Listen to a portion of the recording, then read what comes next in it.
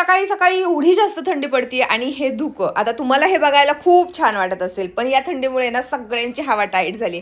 ही गँग सुद्धा इथे उभा राहून उन्हाची वाट बघते आणि असं वाटतं ऊन पडेपर्यंत घरातून बाहेरच निघायला नको. तसं तर आमची जी घरं आहेत ना ती थोडीशी चढावरती आहेत, त्यामुळे खूप जास्त थंड हवा इथे लागते आणि धुकं पण भरपूर पडत असतं. त्यामुळे आधी घरातली कामं वगैरे करून घेतली आणि त्यानंतर म्हटलं चला आपण सुद्धा उन्हाला जाऊया. माझं हे रोजचंच असतं की ऊन पडल्यानंतर घरातून बाहेर जायचं आणि माझ्या सगळ्या झाडांना मी बघत असते.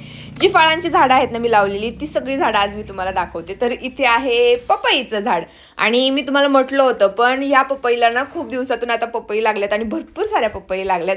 आंब्याला मोहर सुद्धा लागायला लागलाय. गेल्या वर्षी ना या आंब्याला खूप सारे आंबे लागले होते, पण यावेळेस तर थोडासा कमीच लागलाय.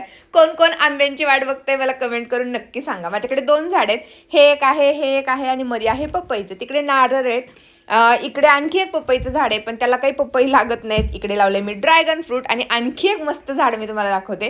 ते आहे माझं हे अंजीरचं झाड. तर आता याला बघितलं ना तर 2 अंजीर असे थोडेसे मोठे मोठे झालेत आणि मागच्या वेळेस मला कुणीतरी सांगितलं होतं की जानेवारीमध्ये फळ लागतं याला, त्यामुळे महिनाभरापूर्वी मी छाटणी केली याची आणि आता खरंच त्याला फळं लागायला लागलीत.